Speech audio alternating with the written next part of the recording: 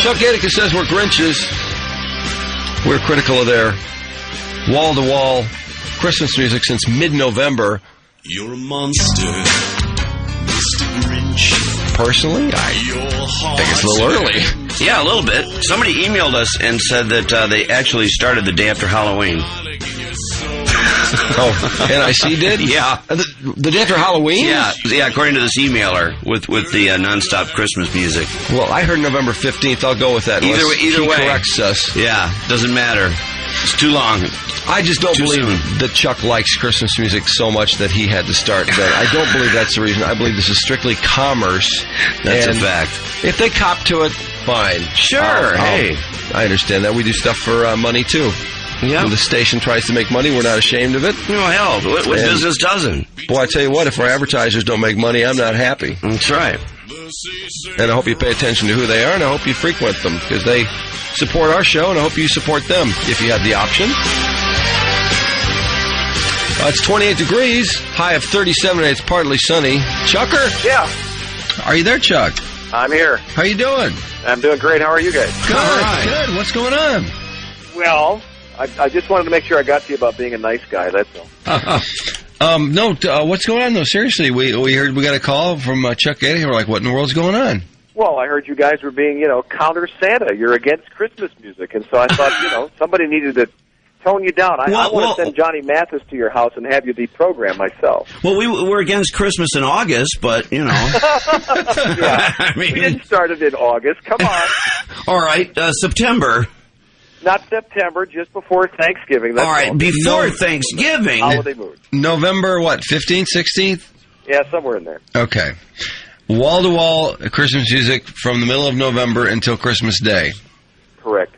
How excited are you about Blue Christmas by the 23rd of Christmas? Or 23rd of December? Well, now think about it. Thanksgiving comes late. So by the time you come out of this big weekend we just came out of and we're all turkey-eyed, you've only got a few weeks left. So you have to be done with Christmas, and then we're back to normal. So I think it worked out just fine. What's the matter with waiting until about the 12th or 13th? I mean, maybe sprinkle one every 5 songs, every 6 songs or so. I understand. It's just, it's one of those issues where you're not going to please everybody, and so you've got to stand for something. And so for us, we stood up, we're all wearing our red outfits, and we're all Christmas. This has been going on for basically weeks over there at this point, round the clock. That's just overkill. You're going to burn out Jesus. Jesus would be upset if he could say anything here. He'd say, "Hey, look, I like my birthday as much as anybody else, but." A lot of people that own stores and operate businesses love it because they tune in and they've got it going 24/7, and so that puts people in the shopping mood. I suspect that's part of it. And the other thing is there are a lot of people who can't wait for Christmas to come. Does anyone ever complain and say, is this a little too much Christmas music? Yeah, there are religious reasons. There are other reasons why people say it's just what you're saying, that it's just a little too early. But again, you've got to stand for something, and the station decided they're going to stand for being Christmas music all the time. People complain. I think people who complain are maybe more vocal than people who don't. So how do you read that? Well, we know about complaints. Yeah. And I have to admit to you that there are times where, I'll be getting ready for work and be listening to it, and I'll be all of a sudden finding myself whistling a tune, and I think, oh, my gosh, it's working. Now, and it does work. I mean, it does. It puts you in the holiday mood. Chuck, you find yourself whistling a Christmas song while you're getting ready for work? Yeah, I do. No, you're not getting enough sleep. What led to the policy that started this? Because this isn't the first year you've done this. This is not a tradition, correct? Oh, we did it last year, and I think corporately they've done it before, and they saw that a lot of people liked it, and it was successful. And okay, well, November 15th when it kicks off, or mid-November, is there a few days before that? Are there people actually calling up saying, "Hey, where's the Christmas music?" I can't tell you. I don't man those phones. I don't know that there's a demand for it like that, but there could well be. Because based on the emails we get, there are people who are still saying that they're glad we launched it, so I suspect they were waiting. But again, those aren't the people who will go out of their way to call for it. You know that. Yeah. Well, how are things going over Channel 4? Things are great. We just had a nice big parade. And again, something related to the holidays. So you guys I think you're just being a bunch of Scrooges. But. No, I think we're trying to limit the commerce and really stick to playing the Christmas music and making it work as opposed to burning it out, which there aren't that many great Christmas. I mean, there are enough, but I feel like less is more. Perhaps the feeling is that commerce might be the ruling force here. Commerce certainly drives it, but I don't think it's just because of stations like ours being on in stores. There are people who really enjoy hearing Christmas music. Well, let's review the WRIF policy. Mike, you want to bring up the commercial? Sure. And maybe the tone is a little negative. I don't know if you've heard the spot. I heard of it. We have interns that transcribe your show daily. Here we go. All right. You listening, Chuck? I've got it. All right. Should come down the line. It's come to our attention that since mid-November, a very sick radio competitor of ours has been guaranteeing non-stop Christmas music. Last we checked, Christmas falls on the 25th of December. We can only speculate as to why a station that bills itself as being nice would choose to torture its listeners. They could be infiltrated by Al-Qaeda members hoping to simply burn people out on both Christmas music and eventually on Christianity. Perhaps they've spent so many years trying to be nice to their listeners that behind the scenes they hate them and are subliminally seeking to eliminate them one by one. Or maybe they're disgusted by the lack of quality pop Christmas selections and they plan to play them, and play them until they're so burned out, people refuse to listen to Christmas music until good new selections are written and produced. Or they think Detroiters actually want to hear the same old tired Christmas selections for 6 straight weeks, and hence they increase listenership and ratings. Again, we can only speculate, but until they acknowledge their sickness, we urge you not to enable such twisted behavior by listening. And we'll add our own guarantee. WRIF guarantees we will not play non-stop Christmas music until immediately prior to the anniversary of the birth of the baby Jesus. And in the weeks prior, we'll rock your balls off and only occasionally sprinkle in a Christmas classic. That's our guarantee. This method paid for by the Committee for the Understanding of the True Meaning of the Christmas Holiday and the Amendment of WRIF Radio. You can tell the tag there is done by the guy that does the political tags. Right. Yeah. I think the same guy that wrote that stuff for my mattress. Yeah, I got it. Yeah. Yeah, it might. The tone might be a tad negative, but Infiltrated by Al-Qaeda? Will you give me a break? I don't know. I mean, how else can you explain it? I mean, it's a theory. We're just, one of many. I think you guys are. I think you've become so counterculture. You're just missing the mark. Everybody's clamoring for Christmas music. That's what it is. Well, we'll stick to our policy, and I know you're going to stick to yours. Right. I have no choice. And now, how is it? Channel 4 and WNIC, what do you have time for besides that? Well, my schedule is cut back now, short of November, because we have Kim Adams, who was taking over the 11 o'clock show. Look out! Birth. Look out! She's going to take over. She tried to take Hodak's gig. Watch out for Kim Adams. I'm watching it. You don't think there's Al-Qaeda involved there, too, do you? I don't know. You better look out. Yeah, she tried to knock Hodak off of his slot, and boy, they ran out of Channel 7 on a rail. I'm feeling okay about this deal. She's very sweet, and she's doing all right. Yeah, that's what she does. She starts off real sweet, and then you drop your guard. You drop your guard, and whammo! Right. Yeah, she has that appearance about her. I'm doing fine, and I do the morning station, and I do the evening news, and I'm home at night with my kids and family after 6:30 now, so that's nice. Shave the scalp on that baby and heads up for that 666. I'd be very cautious around that young lady. I think she's You're worse than Scrooge. I think she's kind of dangerous. She's dangerous. But Chuck, I don't know why I don't see how you're conscious working all these hours. For the longest time, we heard that you were doing the show flat on your back in bed. Yeah, there was that with an IV of coffee. It worked out all right for a while. So I'm in the studio every day, and it's working out fine. How can you do both shows without being burnt into the ground?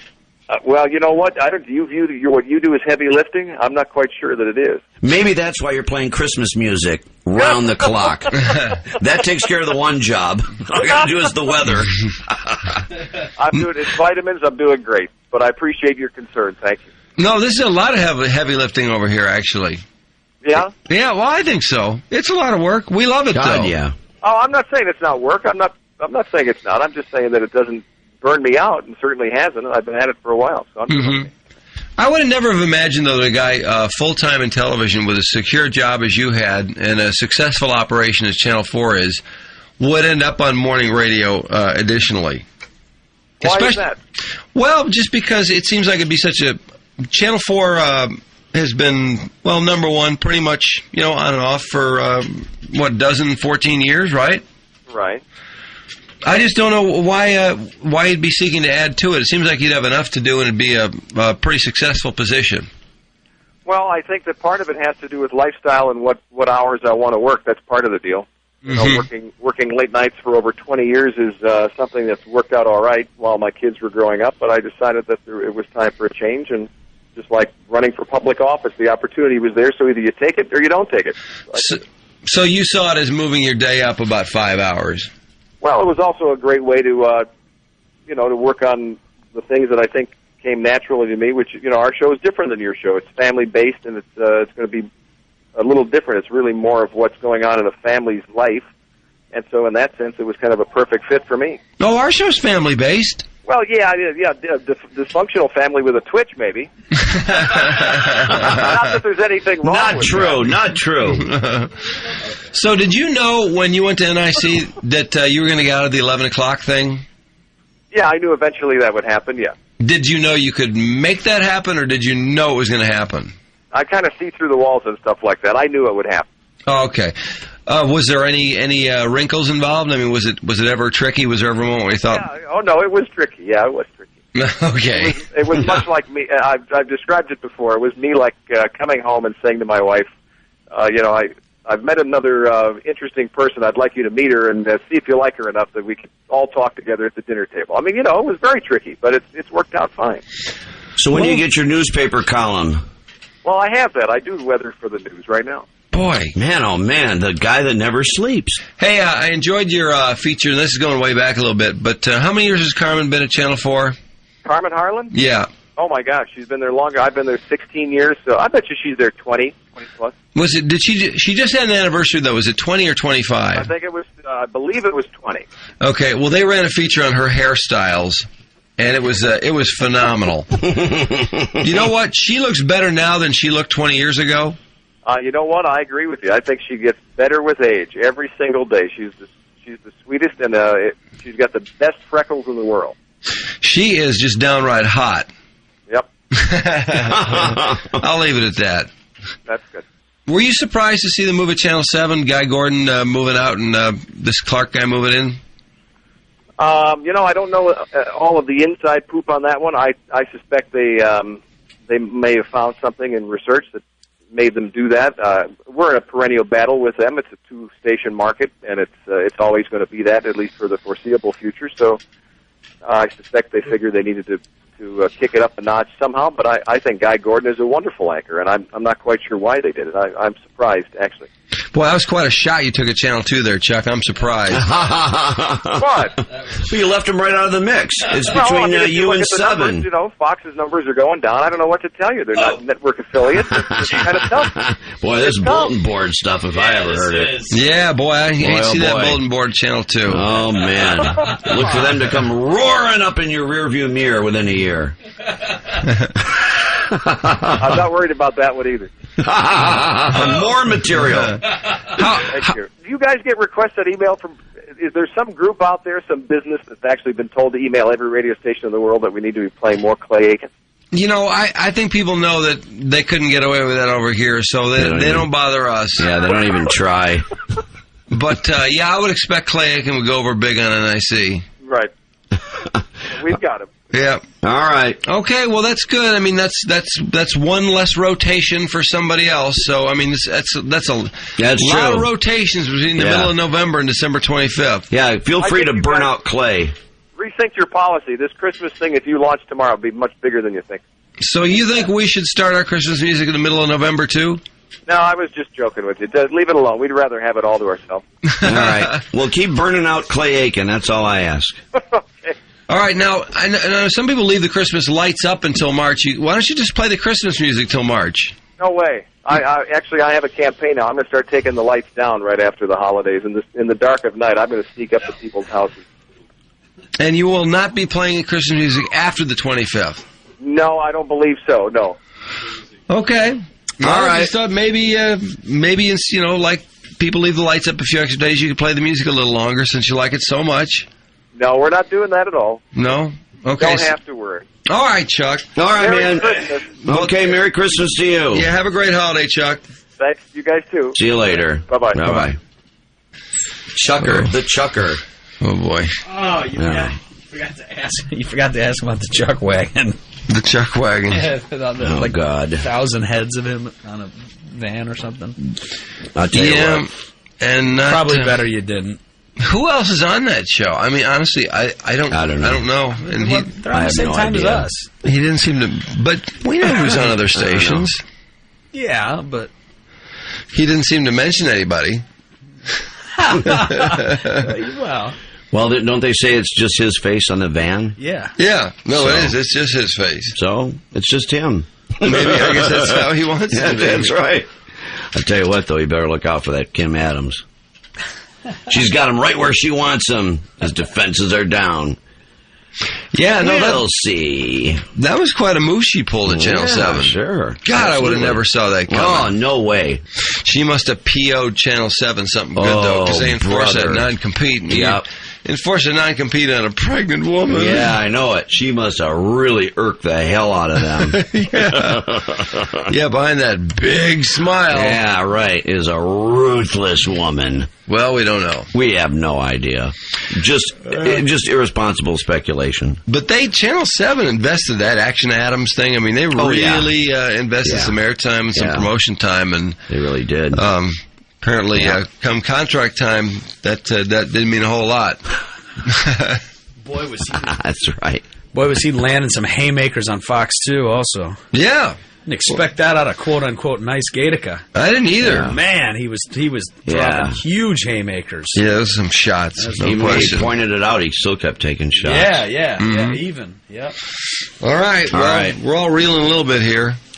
I think we got better get to our corners and get treated. Yeah, really. Need a good cut, man. Which Roche. Yeah, exactly. There you go. All right, we're back on the riff. We got to recover from this one. We're reeling. Right. You're a mean one, Mr. Grinch. It all started in Fayetteville, Arkansas. They couldn't say my name, but they knew when I got the ball, I became the Chuck wagon. You, Mr.